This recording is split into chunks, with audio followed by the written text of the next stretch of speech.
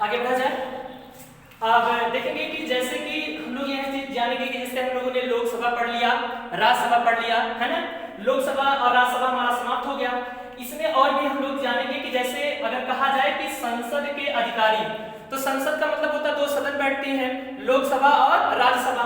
उसके अधिकारी कौन है, मतलब सर्विस सर्वर कौन है, मतलब उसको देख रेख कौन है। तो दो भागों में बांटते हैं। जैसे हम लोग कहते हैं कि सभापति, तो जो सभापति है इनको हम किसके अंतर्गत रखेंगे, सभापति को हम लोग राज्यसभा के अंतर्गत रखेंगे। देखेंगे राज्यसभा, ये राज्यसभा के अंतर्गत रखेंगे। और उपाध्यक्ष को हम यहाँ पर लोकसभा के अंतर्गत रखेंगे। देखेंगे ये है लोकसभा। तो दो हमारे पास दो सदन है, एक राज्यसभा है, दूसरा लोकसभा है। और इसके बारे में हम लोग आज बहुत अच्छे से पढ़ चुके हैं कि यह एक अस्थायी सदन है, इसका कभी भी विघटन नहीं होता है ना।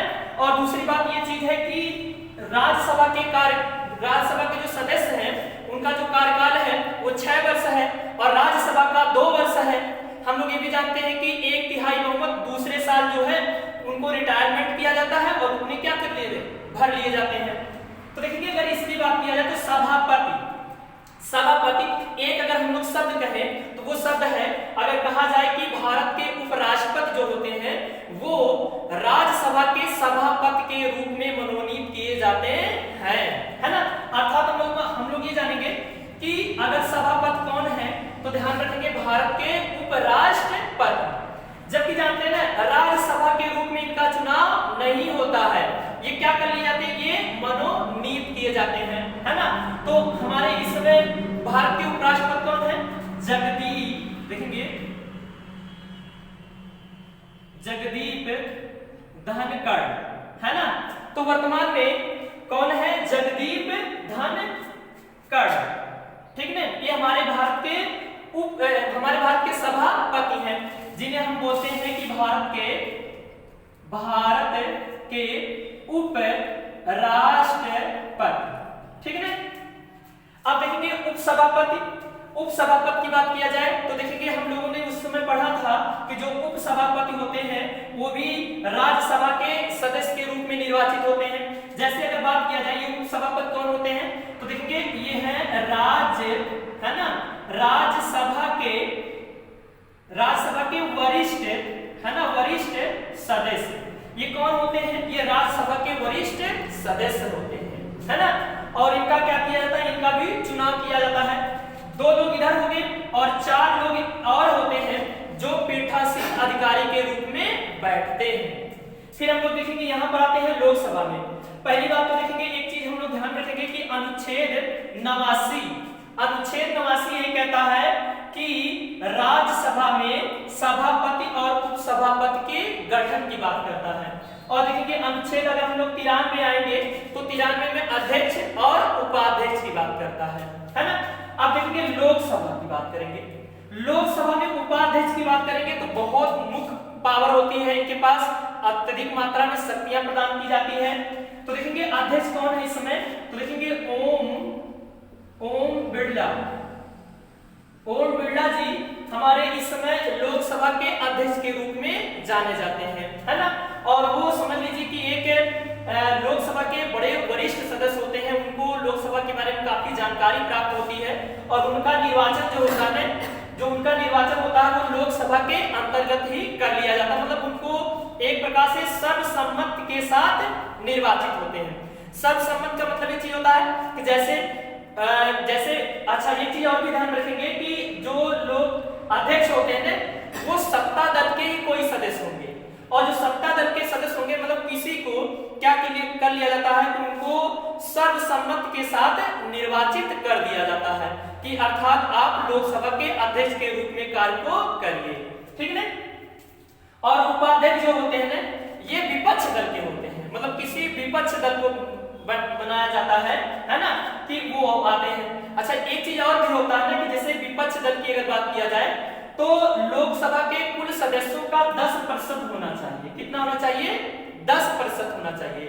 अर्थात अगर 10% हम लोग जाने कि लोकसभा के टोटल 545 सदस्य हैं, 545 सदस्य में अगर 10% की बात करेंगे तो लगभग 54-55 लोग आएंगे, 54-55 सदस्य आएंगे।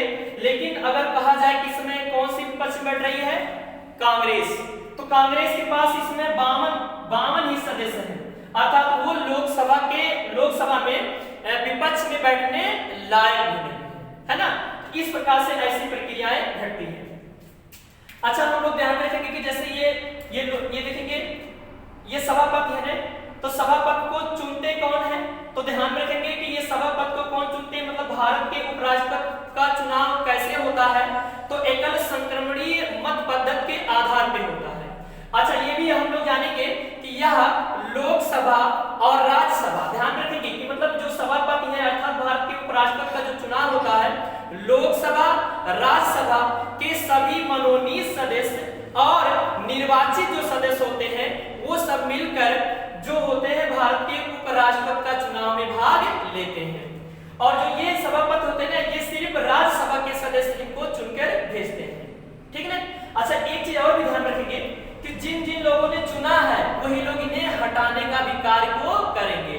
जैसे सभापति में जगदीप धनखड़ ने, अगर इनके ऊपर महाभियोग की प्रक्रिया लाई जाएगी ना, तो वैसे तो राज्यसभा में भी लाई जाएगी, मतलब उपराष्ट्रपति को हटाने की जो प्रक्रिया होती है ना, वो राज्यसभा में ही होती है, लेकिन लोकसभा में भी जाएगा, वो भी अपना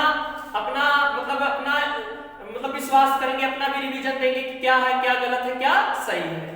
लेकिन उपसभापति को हटाने के लिए मात्र राज्यसभा में साधारण बहुमत के आधार पर उनको हटा दिया जाएगा, ठीक है ना।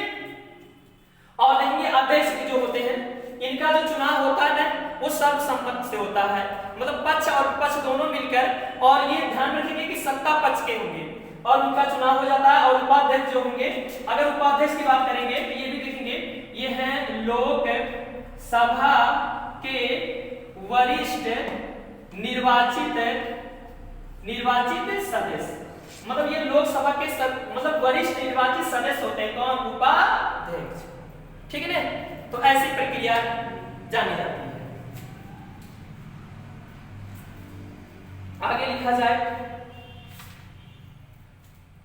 देखेंगे हम लोग इस चीज को ध्यान रखेंगे कि राज्यसभा के सभापति को हटाने के लिए लोकसभा और राज्यसभा दोनों सदस्यों का मतलब आहार होना जरूरी होता है, ठीक है ना। इस चीज को हम लोग ध्यान रखेंगे कि मतलब जैसे राज्यसभा के सभापति का चुनाव और हटाए जाना संसद के दोनों सदनों के द्वारा ही संभव है, ठीक है, समझ रहे ना। कहने का मतलब है कि भारत के उपराष्ट्रपति को कैसे हटाया जाएगा?